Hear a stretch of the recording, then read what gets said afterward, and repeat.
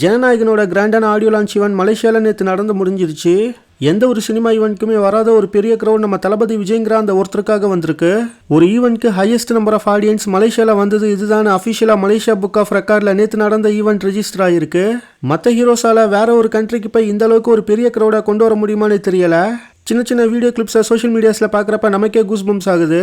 அங்கே live audio லான்ச்சை பார்த்தவங்களுக்கு இது ஒரு லைஃப் டைம் செட்டில்மெண்ட்னு தான் சொல்லணும். இந்த ஆடியோ லான்ச் ஈவெண்ட்டை ஜனவரி 4 ஜி தமிழில் டெலிகாஸ்ட் பண்ண போகிறதா நியூஸ் வந்திருக்கு. இந்த ஆடியோ லான்ச் ஈவெண்ட்டில் நடந்த சில முக்கியமான ஹைலைட்ஸ் மட்டும் இப்போ பார்த்துடலாம். பொதுவாக கோபி பிரசன்னாவோட போஸ்டர் அந்த அளவுக்கு சரியில்லைன்னு சில விஜய் ஃபேன்ஸே சொல்லியிருக்காங்க. இதுக்கு ரிப்ளை கொடுக்குற விதமாக போஸ்டர் டிசைன்னா சரியான அளவில் தான் இருக்கணும், சாப்பாட்டில் உப்பு அதிகமாகவும் இருக்கக்கூடாது கம்மியாகவும் இருக்கக்கூடாதுங்கிற மாதிரி கோபி பிரசன்னா ஒரு ரிப்ளை கொடுத்துருக்காரு.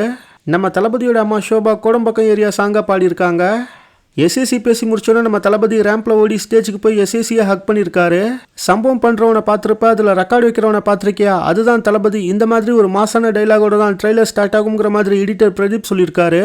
மமிதா பைஜு நம்ம தளபதிக்காக ஒரு டான்ஸ் பர்ஃபார்மன்ஸ் கொடுத்துருக்காங்க. அதில் நம்ம தளபதியோட ஸ்டெப்பை பர்ஃபெக்டாக ரீக்ரியேட்டும் செஞ்சுருக்காங்க. என்னோட 25 வருஷம் சினிமா வாழ்க்கையில் இப்படி ஒரு க்ரௌட நான் பார்த்ததில்லன்னு டோலிவுட் ஆக்டர் சுனில் சொல்லியிருக்காரு. தளபதி கச்சேரி சாங்ல 90 செகண்ட்க்கு ஒரு சிங்கிள் ஷாட் டான்ஸை நம்ம தளபதி பெர்ஃபார்ம் பண்ணியிருக்காராம். ஃபேன்ஸ்க்காக ஒன் லாஸ்ட் டான்ஸாக இது இருக்கும்னு கேவியன் சொல்லியிருக்காங்க. ஜனநாயகன் ஒரு ரீமேக் மூவின்னு நிறைய பேர் சொல்லிட்டு இருக்காங்க. பட் ஜனநாயகன் ரீமேக்லாம் கிடையாது, 100% தளபதியோட மூவி. ஒரு கமர்ஷியல் ஃபீஸ்டா எல்லாருக்கும் இருக்கும்னு வினோத் சொல்லியிருக்காரு. அதே மாதிரி இந்த படத்தில் லாஸ்ட் 15 மினிட்ஸ்க்கு ட்ரிபியூட் வீடியோ இருக்குங்கிற மாதிரி நியூஸ் வந்தது. அந்த மாதிரி அழுக வைக்கிற மாதிரியான வீடியோலாம் இந்த படத்தில் எதுவுமே கிடையாதான். ஒரு நம்பிக்கையோட தான் இந்த படம் முடியும். தளபதிக்கு எண்டே கிடையாது, இதுதான் ஆரம்பம்னு வினோத் ஒரு மாசான ஸ்பீச்சை கொடுத்துருக்காரு. பிரபுதேவா ஆடுங்கடா என்ன சுத்தி பாட்டுக்கு பெர்ஃபார்ம் பண்ணியிருக்காரு.